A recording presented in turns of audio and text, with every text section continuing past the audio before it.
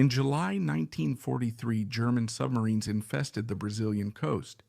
That's when a skilled Brazilian Air Force aviator confronted a decorated German submarine commander.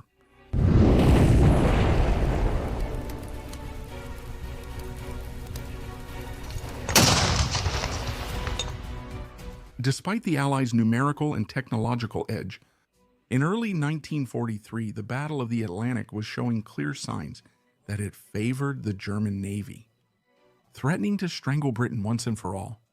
In March 1943, the Wolfpack system of the Kriegsmarine was operating at its peak, with attack coordination being carried out extremely successfully by experienced submarine commanders. A change in the operation of the Enigma machine also left the British codebreakers at Bletchley Park completely blind for 10 days, once again favoring the Germans' luck. The result was a true massacre, with 82 ships sunk in that month alone, totaling almost 500,000 tons. This made the British government panic and consider ending the convoy system. But in the following 2 months, the balance would shift completely, bringing tragedy to the German Grey Wolves. In the month of April, only 39 ships were sunk, with the loss of 15 submarines. And in the following month, known by the Germans as Black May, the Kriegsmarine lost no less than 43 submarines, a quarter of its total force. Faced with such a disastrous result, Admiral Karl Dönitz, commander of the German Navy, admitted, "We have just lost the Battle of the Atlantic." But while he acknowledged that the North Atlantic had become extremely hostile for his submarines, Dönitz set his sights on the South Atlantic, where vital supplies of Brazilian rubber and Argentine beef were being sent to the United States and England. The South Atlantic had a much less developed defense system than the North, and it was there that the Naval High Command placed its hopes during those dark times. Even though Brazil had already started its offensive actions against Axis submarines patrolling our coast as early as May 1942, check right here what I'm talking about. And with the United States also having stationed its 4th Fleet on the Brazilian coast, the submarines still found a much calmer area of activity here, full of easy targets. He set out for the Brazilian coast between May and June 1943, a group of submarines with instructions to destroy Allied merchant shipping near their home ports. He departed from Kiel in the Baltic Sea on May 13, 1943, aboard the submarine U-199, a new gigantic boat of the Type 9D2 Oceanic class. Designed to sustain operations for months far from their bases in Europe, the Type 1XD submarines weighed 1,600 tons and were 87 meters long, carrying a crew of up to 64 men. It had 6 torpedo launch tubes, 4 at the bow and 2 at the stern, carrying a complement of 22 torpedoes on each patrol.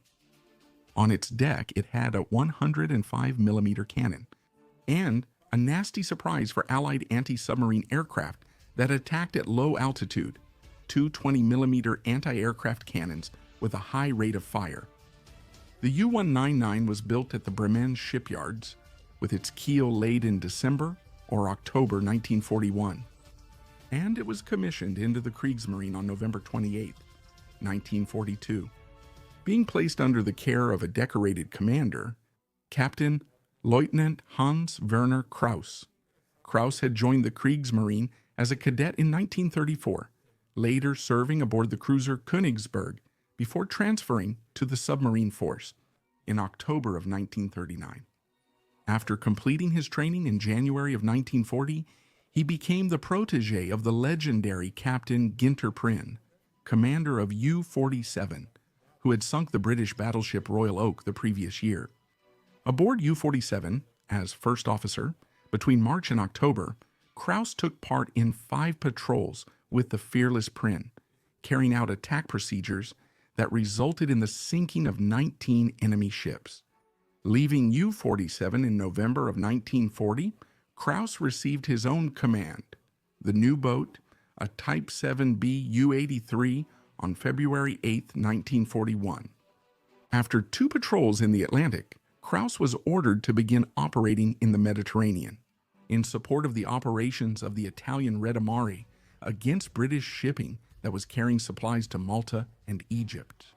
The U-83 made the dangerous crossing of Gibraltar on December 18, 1941, arriving in Messina, Sicily, from where it would begin operating in the region.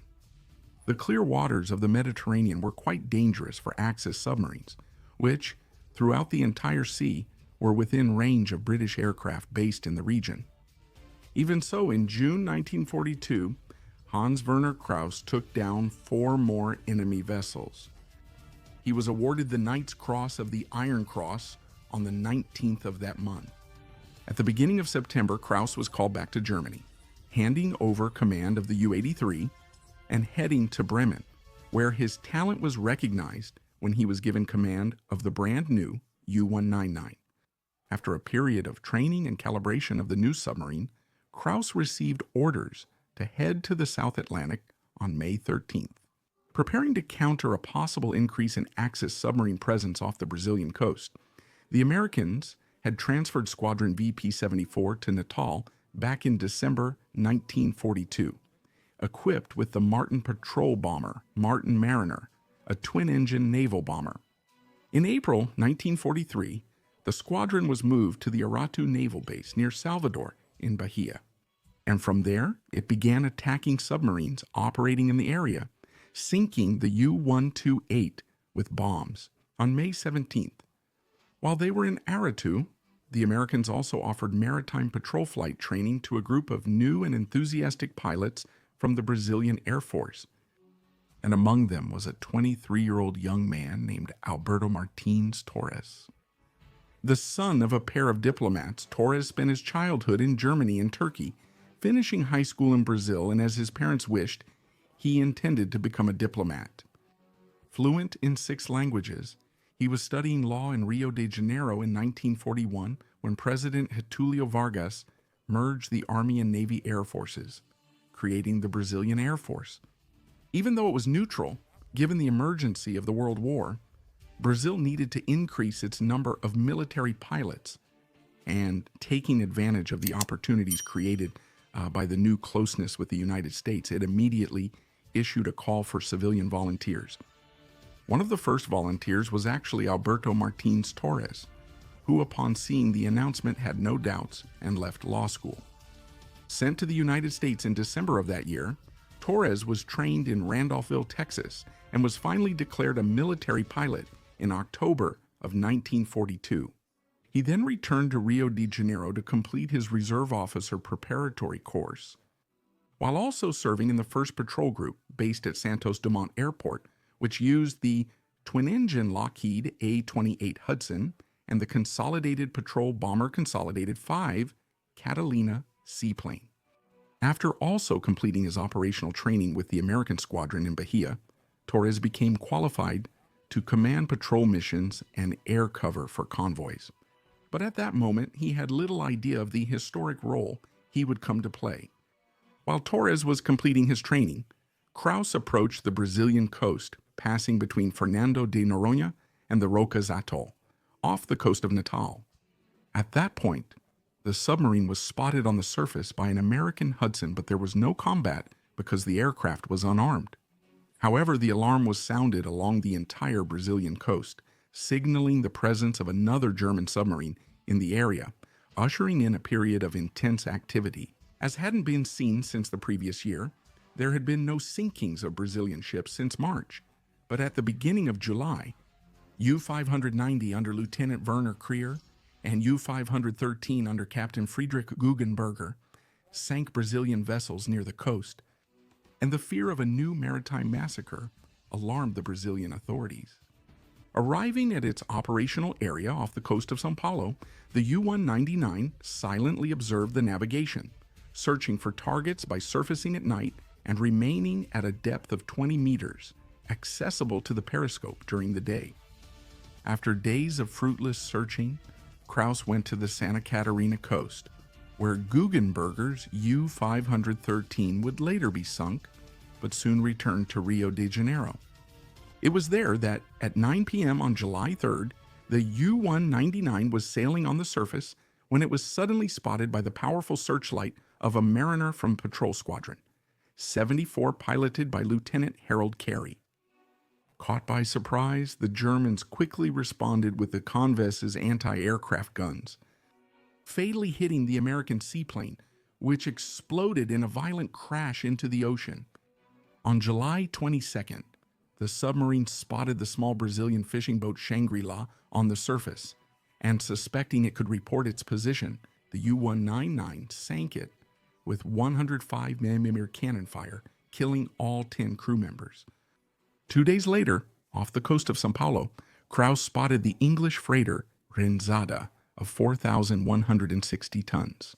The ship was hit right in the middle by a torpedo fired from the stern of the U-199, breaking in half with an explosion and sinking in 20 minutes.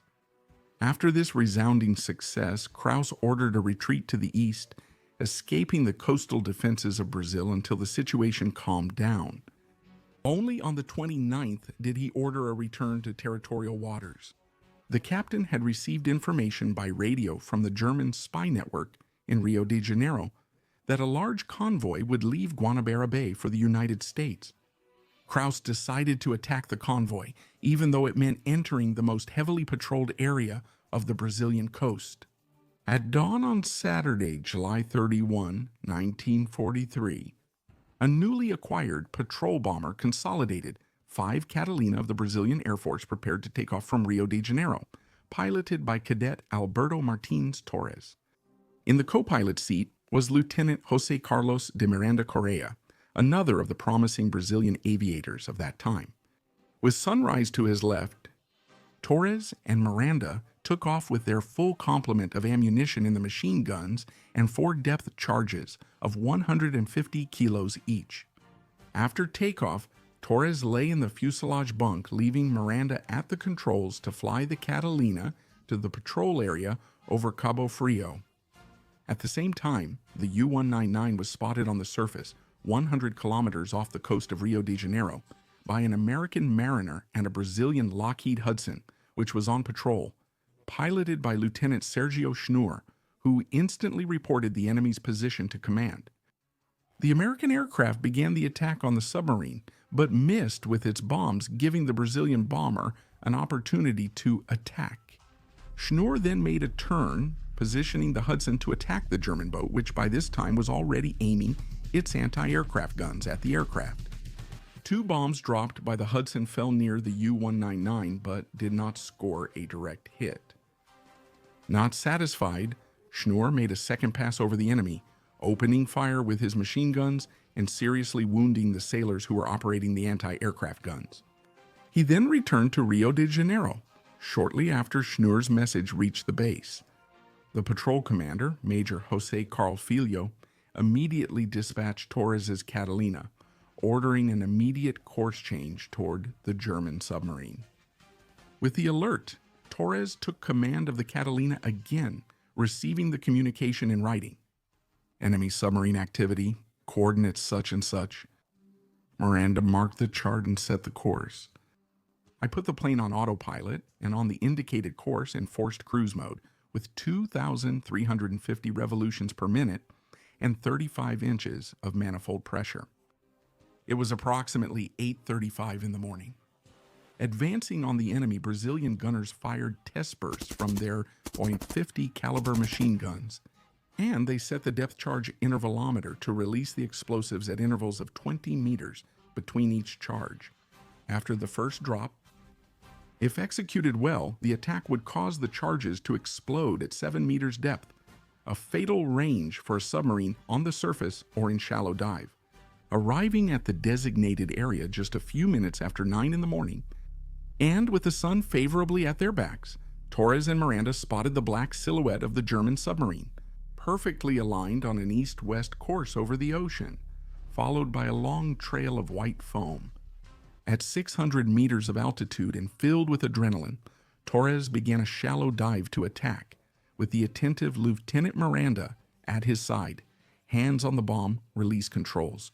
Descending to 300 meters, the Brazilian pilots could clearly distinguish the artillery pieces on the deck of the U-199 as well as the details of its intricate polygonal camouflage in shades of gray. In the submarine's observation tower, Kraus then saw the Catalina approaching. He ordered an immediate and sharp turn to the right in order to protect the flank of his vessel. That way he ended up face to face with Torres. Watching the dramatic maneuver, Torres still saw the flames from the 20mm anti-aircraft cannons, which began firing at his slow Catalina. The pilot ordered the 3 machine guns to open fire on the submarine to make it harder for the anti-aircraft guns to aim.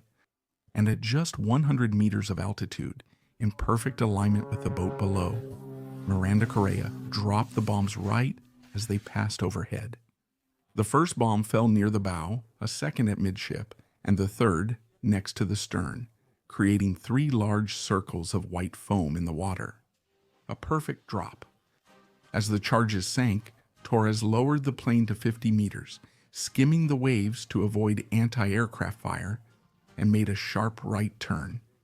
At that moment, Miranda looked back and saw the U-199 leap out of the water due to the 3 magnificent explosions. With the submarine already sinking slowly, Torres made a second pass, dropping his 4th and last depth charge, which exploded near the stern of the Grey Wolf. Excitement swept through the proud Brazilian crew, who had just delivered the country's revenge to the enemy for the sinkings that dragged them into the war. Emotional, they sent the SSSS signal by radio, meaning sighted submarine sank Sam, or submarine sighted and sunk. Having spotted some survivors in the water, the Catalina, together with the American mariner, who observed and recorded the entire action, dropped 3 lifeboats into the water and accompanied the survivors for 2 hours until the arrival of the American support ship, United States ship Barnegat, which rescued the survivors from the ocean. Of the 61 crew members, only 12 had survived the attack, basically those who were in the tower and on the deck. There were 4 enlisted men and 4 officers, including Captain Hans-Werner Kraus. The survivors were taken to the Recife prisoner of war camp, the only one in Brazil, and were later transferred to the United States. There, while captive at Papago Park Camp near Phoenix, Arizona, Kraus joined forces with Captain Friedrich Guggenberger, who had also been rescued off the Brazilian coast. And, together with 23 other prisoners, they carried out the spectacular Great Papago Escape. On the night of December 23rd to 24th, 1944, curious about the German version of the Great Escape? Like this video 15,000 times and I'll explain how it happened. Kraus was recaptured on January 2nd, 1945, about 40 kilometers from Phoenix while fleeing toward Mexico. After the end of the war, he was transferred to a prison in Germany, and on May 22nd, 1946, he was released. Hans Werner Kraus passed away at the age of 74 on May 25, 1990. Alberto Martins Torres returned to a hero's welcome in Rio de Janeiro, with the mission making national headlines. The crew received the Aeronautical Merit Medal from Minister of Aeronautics Salgado Filho, and Torres was awarded the Distinguished Flying Cross by the Americans for his achievement. The following year, Torres and Miranda would head to combat in Europe, alongside the Santa Apua, where Alberto Martins Torres would become the Brazilian pilot with the most combat missions, having completed 100 of them. But that's a story for another day, so did you like this video? Subscribe to the channel and hit the bell so you don't miss any notifications. When I post more videos, I'll be here. Thank you again for watching, and a big hug to you from the War Room.